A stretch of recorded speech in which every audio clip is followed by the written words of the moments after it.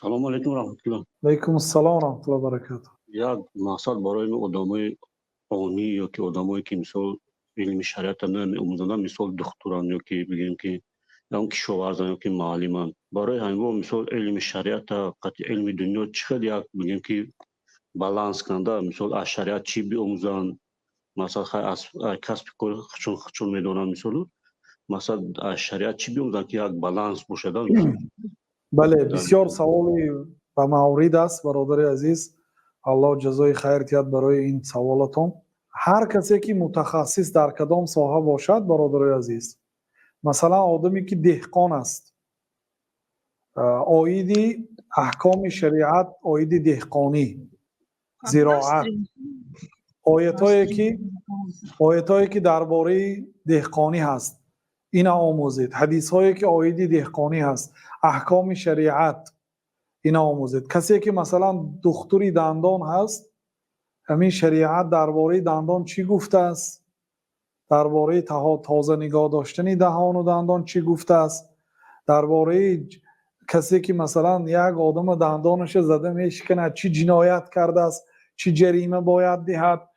عموما در شریعت درباره دندان چی گفته است معلومات آموزید. مثلا طبیبی که طبیب قلب است، عاید احکام قلب و قرآن درباره قلب چی گفته است، حدیث ها چی گفته است، احکام شریعت چی گفته است، علم آموزید.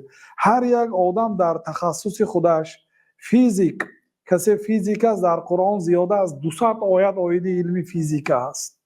همه آیت های گره تفسیراش خوانید. ولی ما اگر تقریبا 800 900 آیت درباره علم دنیا در قرآن حرف زده است. ما اگر گیریم ما آیت های تفسیر کنیم، ولی ما در نقشه برآمد ها ما فقط حدیث پیش موندگیم.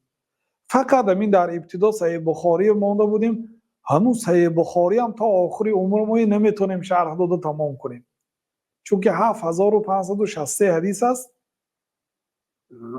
اگر یک روز یکتگی حدیث شرح دید، اگر 7000 روز در کار است، یعنی زیاده از 20 سال در کار است برای صحیح بخاری تمام کرد. حالی ما خیلی نیتی بسیار داریم که چندین کتابای شرح دیم. حالا همیشه کمتر همون که بعضی کتاب‌ها خواندم، بسیار هوس میاد که همون کتاب رو میخواهم به مردم رسانم، لیکن عمر نمیرسد.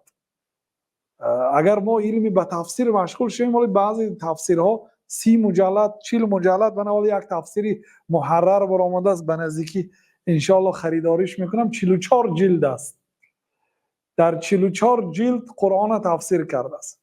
حالی بعضی گفتن که الحمدلله رب العالمین در داخلش 1 میلیون مسئله هست. گفتن ابن القیم یک کتابی ایاک نعبد و ایاک نستعین در 4 جلد شرح دادیان در کتاب مدارج السالکین.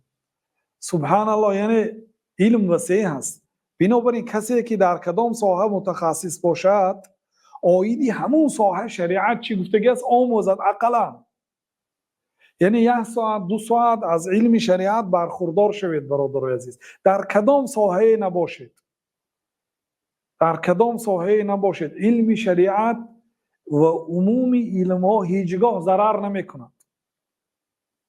1 ساعت شما اگر یک کتاب خونید، چقدر معلومات جمع میکنید، چقدر حسیات عجیب در وجودتان، خوشبختی را حس میکنید. بنابراین به تمام متخصص ها توصیه ما همین که اقلا در همون تخصص خودتان شریعت چی میگوید جستجو کنید، بحث ها نویسید.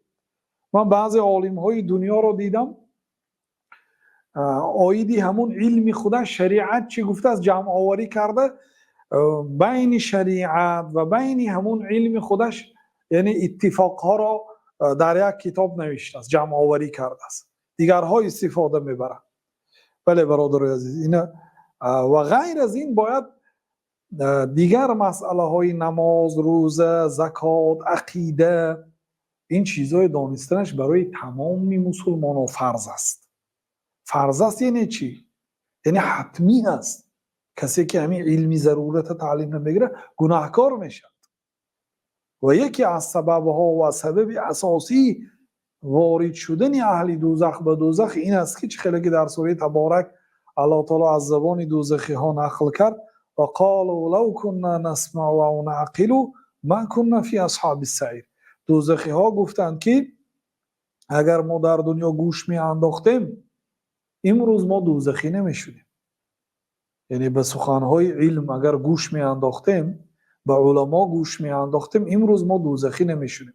بنابراین من بسیار بعضی برادرایی که سودا میکنن میگوید که من در یک روز 13 ساعت درس شما رو گوش میکنم، نوارها رو میگوید.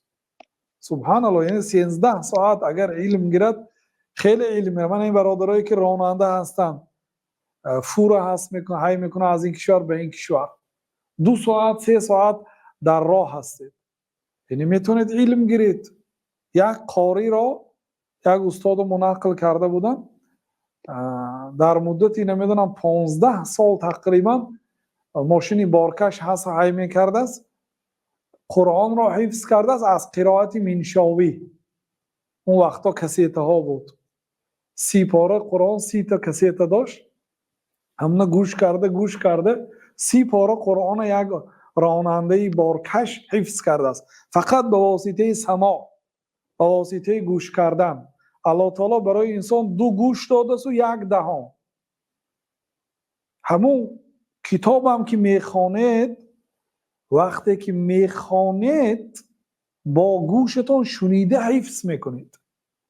اعضای گوش در علم بسیار نقشی مهم میبازد. بنابراین امروز شرایطی که ما داریم، گذشتگان ما این شرایط نداشتن. ببینید یک آدم علمدار در رو براتون نوارش هست، تماشا کرده روان زنها در آشخانه طعامش میپزد، 1 ساعت 2 ساعت طعام میپزد، هم علم میگیرد هم کارش بود میکنه. یا از زنی دوزنده هم میدوزد هم علم میگیرد.